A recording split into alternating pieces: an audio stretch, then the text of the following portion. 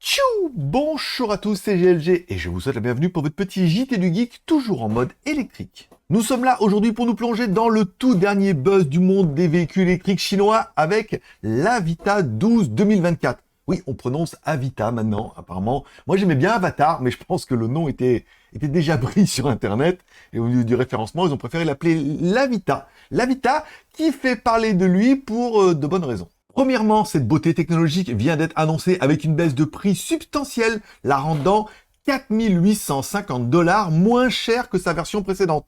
Oui, 5 000 $, c'est déjà pas mal. Et deuxièmement, l'Avita 12 se transforme et prend une nouvelle identité en tant que l'Airvatar ou l'Airvita, je sais pas comment ils vont l'appeler, 12, se proclamant comme le cabriolet le plus séduisant du monde. Et c'est vrai que comme ça, sur les photos, le rendu, elle est quand même pas mal. Allez, je vous rappelle, l'Avita est une collaboration entre Shanggang New Energy, CATL, fabricant de batteries, et Huawei, fabricant d'électronique, et de logistique, certainement, pour les voitures de plus en plus, avec des accessoires, tout ça. Et donc, ce modèle a vu l'Avita 12 se vendre à plus de 40 000 unités depuis son lancement en novembre dernier. La nouvelle mouture 2024 a été introduite avec 4 nouvelles finitions allant de 265, on va parler de conversion. Je sais que vous n'aimez pas, mais encore une fois, voilà, on prend les yuan chinois, on les convertit en euros, vous ayez un peu de base.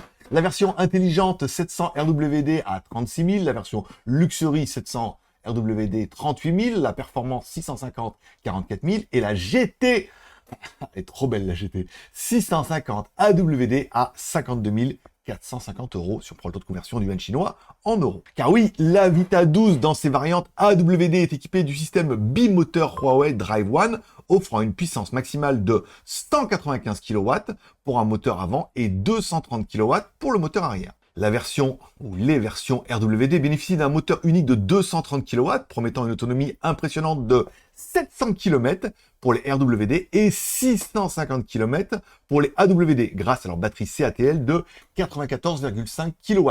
Donc du coup, on voit que le nombre qui est à côté, c'est pas la puissance, c'est le nombre de kilomètres qu'ils annoncent, mais vraiment, tout ça, c'est aux normes chinoises CLTC. Mais l'innovation ne s'arrête pas là. L'Avita 12 se métamorphose en Airvita, du coup, avec un design convertible 4 portes. Oui, une rareté dans le monde des cabriolets. Et surtout, n'oubliez pas de vous abonner pour ne louper aucune de mes news sur les voitures électriques chinoises. Bon, pas besoin de vous refaire le détail, en fait, c'est la même voiture, en fait, simplement en version cabriolet, mais on aimera, en fait, son système d'exploitation Avita OS 3.2.0, intégrant les fonctions avancées de l'assistance à la navigation, de régulateur de vitesse, à l'intérieur des sièges en cuir Nappa, ainsi qu'un écran tactile de 15,6 pouces, l'Avita 12 définit des nouveaux standards en matière de luxe et de véhicules électriques. Et en plus, en version cabriolet, ça ne gâche rien. Allez, d'après vous, quel est votre avis sur cette Avita 12 et surtout sur cette Avita R 12? Oui, c'est ça, on va plutôt dire Avita R, bien évidemment, ça paraît un peu évident. Que pensez-vous en fait de ces nouvelles voitures et de cette version cabriolet? Moi, je les trouve quand même juste magnifiques. Encore une fois, l'intérêt, c'est vraiment de mixer fabricant de voitures, fabricant de batteries et fabricant d'électronique avec Huawei pour arriver à un tout en un qui est plutôt séduisant. Et merci de laisser un like ou un dislike en de ces vidéos, vous abonner si ce n'est pas encore fait. Et on se donne rendez-vous demain pour votre prochain JT du Geek, toujours en mode électrique.